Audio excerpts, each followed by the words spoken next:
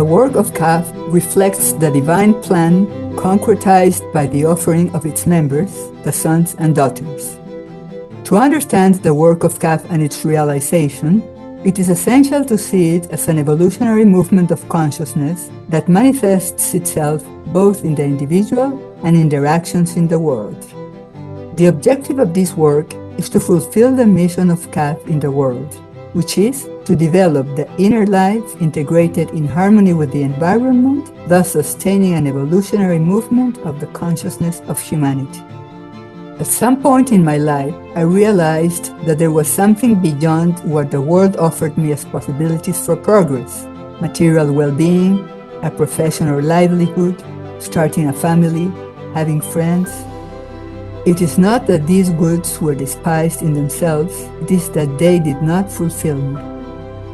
I did not know that this vocation called me until Cafh helped me to see these other dimensions of life, and I have adopted as my mission to carry out the work of Cafh. The work of Cafh is the development of the mysticism of the heart, the expansion of love and consciousness, to include even broader contexts toward the state of egoance. With the asceticism of renunciation, we learn to direct our potentialities towards this purpose. Asceticism was my first dedication to the work of Cafh. I gave it a place, a time, a relevance. Asceticism gave me a space of silence in my heart.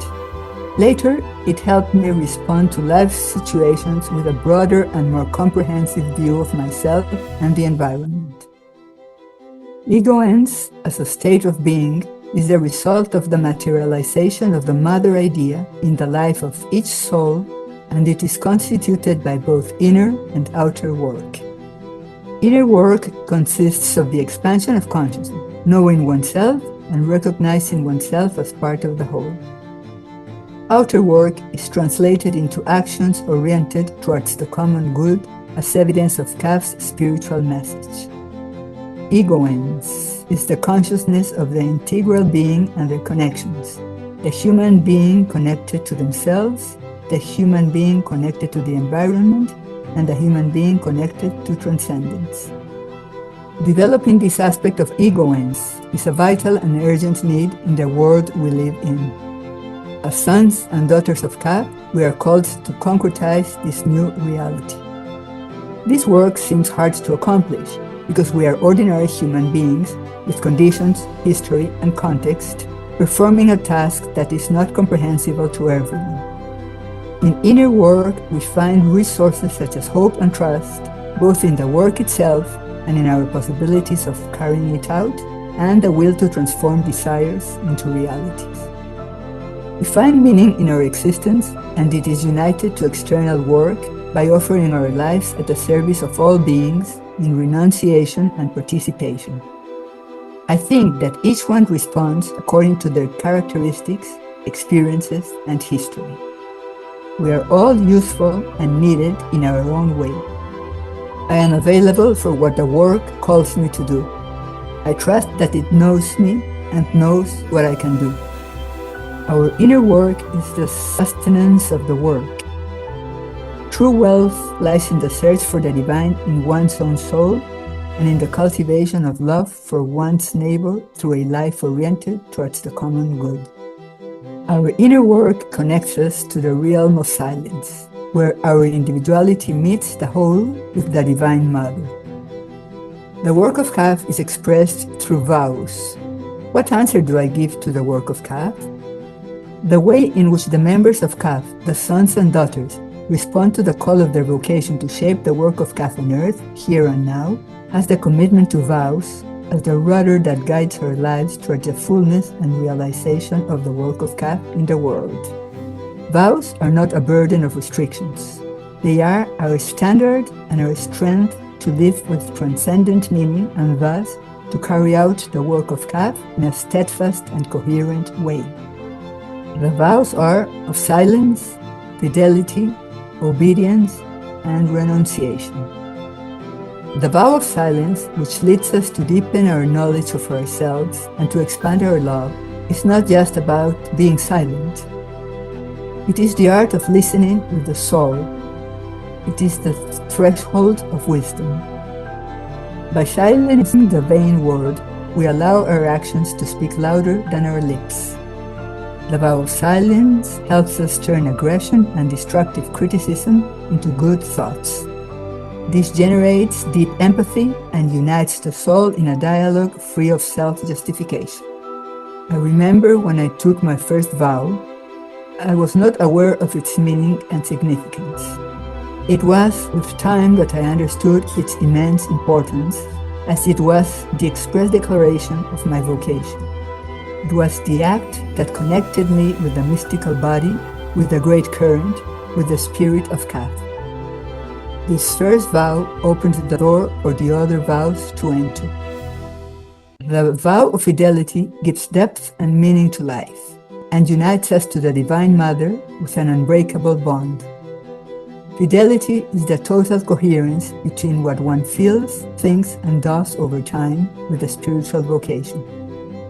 This keeps us stable on both sunny days and stormy days. It is the flame that never goes out.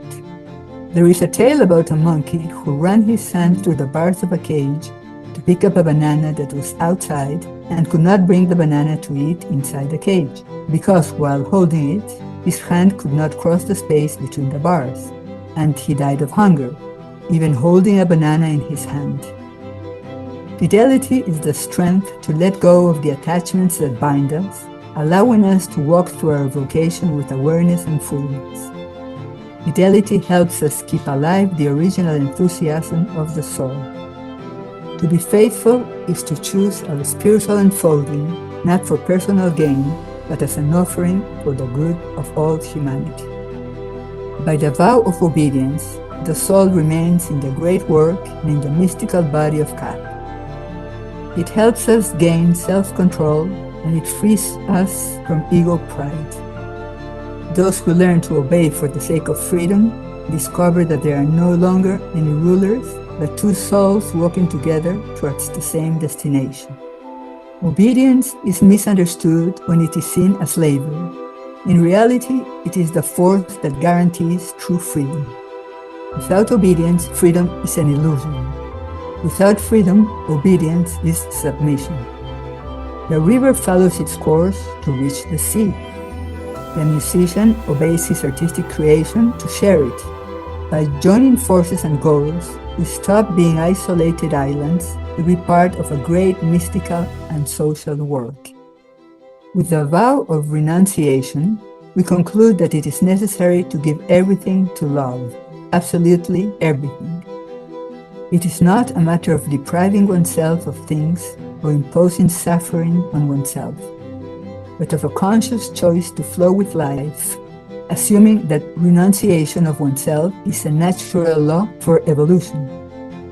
Renunciation helps us to accept that life is a continuous change, to assume that nothing is static, and that trying to freeze what we like only brings us frustration and ignorance.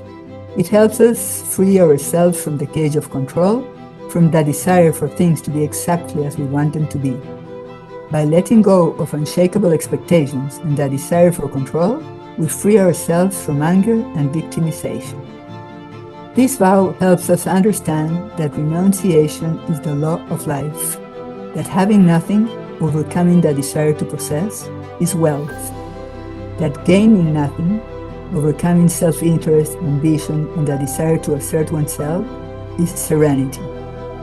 That being nothing, overcoming the desire to appear, is achieving our identity, to be in the Divine Mother to all souls. The vows mean to me a connection with the sacred and the transcendent. Without them, I don't think I could have had the strength to persevere and face the unknown. Vows are my guide, my support. They give me clear guidance on my commitments and the meaning of life.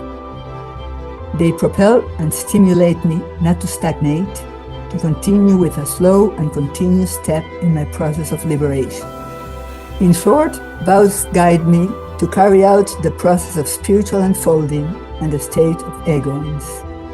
This is the work of Cafh, to change resistance through curiosity and learning, aligning our will and love with the evolution of cosmic consciousness.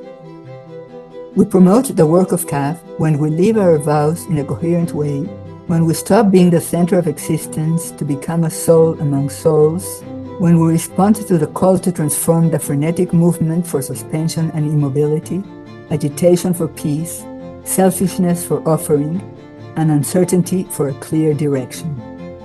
The work of Cafh manifests itself in the world through the conjunction of human and divine forces. It manifests itself exclusively as a magnetic work through its mystical body, formed by the human and magnetic flow of its members, by their silence, fidelity, obedience, and renunciation, and by the assistance of the Holy Masters. We have a magnificent destiny to illuminate the present and future of humanity with our tiny and insignificant human lives. How is it possible that our lives, which we sometimes perceive as tiny, routine, or even insignificant, are at the same time part of a project of such a tremendous magnitude? The answer lies in a profound truth that invites us to look beyond appearances. The grandeur of this destination does not ask us for great external scenarios, but rather a radical transformation in the quality of our being.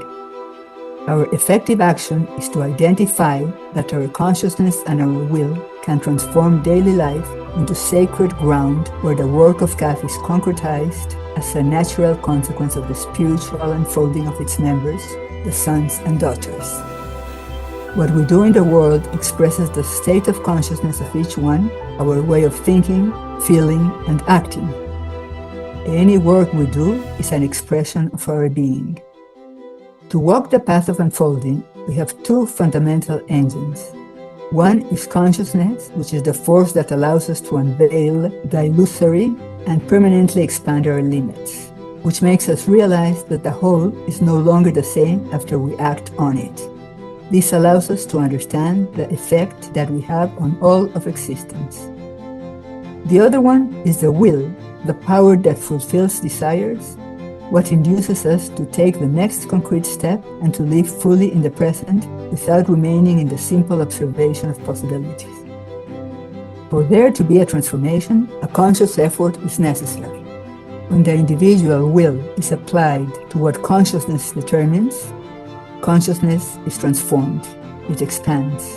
Will and consciousness then go hand in hand. This is the secret to transforming a simple and ordinary life into a full and meaningful one. And this is something that anyone can do, right now, wherever they are, if they commit to the spiritual unfolding. For theory to become practice, let us dedicate conscious effort to everyday details. For example, changing mental habits, such as not feeding these recurrent thoughts, complaint in the face of difficulties, judgment, and replacing them with an attitude of offering. It is actively choosing to put the good of all above our personal preferences. Empathy presents itself as a door to new possibility. Through it, we can exercise ourselves in feeling what the other feels and understanding what the other thinks. This is the bridge to moving from individual consciousness to the consciousness of being in all. And finally, to understand transformation as inner liberation, that is, not resisting the changes that life demands of us. If a plan fails or a situation changes, we learn that this is what helps us not to get stagnant or stuck in old ideas. To do what we do as an expression of who we are. We understand that cleaning house, writing a report, or taking care of a beloved one are expressions of our state of consciousness. We don't just get things done. We carry out works for what we are. It is also important to keep in mind that silence enlightens us. We apply the basic words of spiritual unfolding, and silencing is the first of them, because conscious silence allows us to respond from our essence and not by reaction. If I want something to change, I am the change. If I want something new to grow, I cultivate it in myself, because my experience is woven into the fabric of the world. Let us embrace this work with joy and determination. By taking full responsibility for our lives, the burden of work is lightened, and we become, almost without realizing it, that source of comfort and hope that the world so desperately needs. Every small act of self-forgetfulness is a giant step toward our magnificent destiny, to offer our lives for the good of all.